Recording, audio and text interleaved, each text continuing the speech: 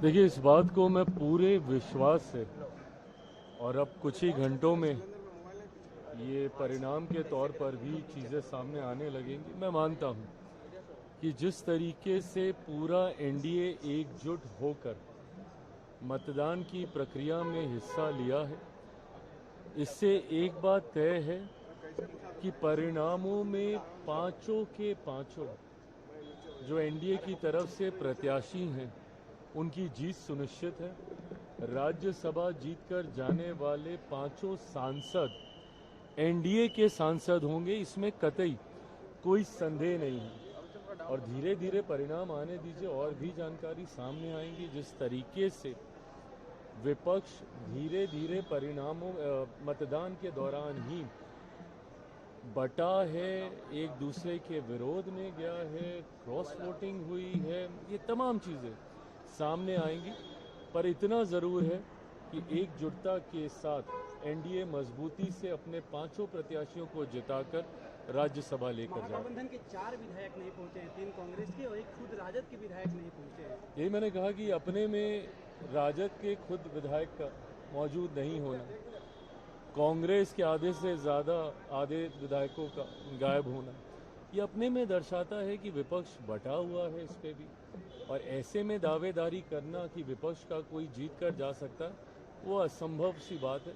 पांचों के पांच एनडीए के जीत रहे हैं, इसमें कहीं कोई अफसर नहीं। विपक्ष के कुछ नेता आपके जो नाराज विधायक कह रहे हैं कि हमारे पाले में, वो समर्थन दे दिए हैं। हमारे विधायक सारे, क्योंकि कल से हम लोग खुद भी इस बात को लेकर मॉनिटरिंग कर रहे थे। मैं मानता हूं कि कोई भी प्रक्रिया होती है उसको गंभीरता से लेना ज़रूरी है, और ख़ास तौर पर जब जनप्रतिनिधियों के खुद के मतदान की बात आती है, ऐसे में अलग अलग स्तर पे जब चुनाव होते हैं, भले वो राष्ट्रपति जी का चुनाव हो, सांसदों की, विधायकों की, जब जनप्रतिनिधियों को वोट करने की बात आती है तो उस प्रक्रिया को गंभीरता से लेना चाहिए। कल से हमारे प्रदेश अध्यक्ष, प्रदेश प्रभारी, तमाम लोग सदन में, हमारे सचेतक, तमाम लोग मिलकर इस बात को सुनिश्चित करने का काम कर रहे थे कि तमाम विधायकों की, और सुबह काफ़ी समय से पहले ही हम लोगों ने सुबह सुबह हमारे तमाम विधायकों का मतदान हो गया, सही मतदान हुआ।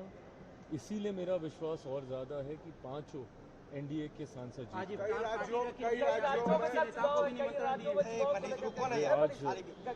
इफ्तार मेरे नेता, मेरे पिता आदरणीय रामविलास पासवान जी के समय से ये परंपरा रही है कि हम लोग इफ्तार की दावत हम लोग देते रहें, और उसी परंपरा को निभाते हुए आज इस साल भी हम लोगों ने प्रदेश कार्यालय में इफ्तार की दावत रखी है। मुख्यतः ये पार्टी के कार्यकर्ताओं के लिए है, प्रदेश भर से इसमें कार्यकर्ता इसमें सम्मिलित होंगे, बट हाँ, एनडीए के भी घटक दलों को इसके लिए आमंत्रित किया। कई राज्यों के चुनाव देखिए, ये अपेक्षित ही था, हम लोग सब इंतजार कर रहे थे कि अलग अलग राज्यों में, 5 राज्यों में चुनाव होने हैं। कल चुनाव आयोग के द्वारा डेट्स की, तिथि की जानकारी दी गई है। मैं ये मानता हूं कि जहां जहां चुनाव होने हैं उसमें एनडीए की एक मजबूत पकड़ है। ऐसे राज्य भी जहां पे संभवतः आज मौजूदा परिस्थिति में हम लोग की सरकार नहीं है, बंगाल की बात करें या तमिलनाडु जैसे राज्यों की बात करें, वहां पे भी मैं मानता हूं कुछ समय पूर्व मैं खुद तमिलनाडु गया हुआ था, 2 दिन पहले परसों तक मैं खुद असम में था। ये तमाम राज्यों में मैं मानता हूं कि जहां असम में हम लोग वापस आएंगे हिमंता बिश्व शर्मा जी के नेतृत्व में, तो वहीं इस बार बंगाल में भी एनडीए अपनी सरकार बनाने में सफल रहेगा। मौजूदा मुख्यमंत्री ममता जी के खिलाफ न सिर्फ एंटी इनकम्बेंसी बंगाल में बहुत ज़्यादा है, बल्कि जो अविश्वास वो रह कर तमाम जितनी भी स्वतंत्र संस्थाएं हैं, ईडी हो, सीबीआई हो, उसके खिलाफ मोर्चा खोलना, जिस तरीके से केंद्र सरकार के हर फैसले का विरोध करने का कार्य उनके द्वारा किया जाता है, इन तमाम विषयों को लेकर भी जनता में नाराजगी है। आप हर चीज को लेकर एक अराजकता का माहौल नहीं तैयार कर सकते हैं। अपनी बातों को मनवाने के लिए एसआईआर जैसे मुद्दे में खुद चले जाना, पैरवी करने माननीय न्यायालय के समक्ष, एक मुख्यमंत्री होने के नाते आपकी जिम्मेदारी है कि आप केंद्र सरकार के साथ तालमेल बनाकर केंद्र सरकार राज्य सरकार की योजनाओं को धरातल पर उतारने का काम करें। पर निरंतरता की ये लड़ाई जो वो बनाए रखती हैं, जो कि काफी हद तक अब व्यक्तिगत भी दिखती है, आपको प्रधानमंत्री जी से बैर है, इसीलिए आप केंद्र सरकार की योजनाओं को राज्य में नहीं उतरने देती हैं, तो इस बात की नाराजगी भी बंगाल के लोगों में है।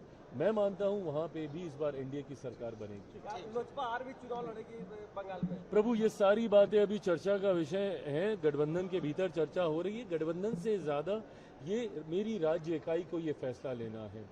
हम लोगों के प्रभारी राजेश वर्मा जी बंगाल में भी असम में भी ये गए थे और भी बाकी राज्यों में जहाँ पे चुनाव हो रहे, वहाँ की राज्य इकाई को ये फैसला लेना है। उनकी औपचारिक रिपोर्ट केंद्रीय संसदीय बोर्ड को मुझे लगता है आजकल में आ जाएगी और उसके बाद केंद्रीय संसदीय बोर्ड ये फैसला लेगा कि क्या ये गठबंधन के तहत हम पहली बात तो चुनाव लड़ेंगे, नहीं लड़ेंगे, लड़ेंगे तो गठबंधन में लड़ेंगे कि अकेले लड़ेंगे।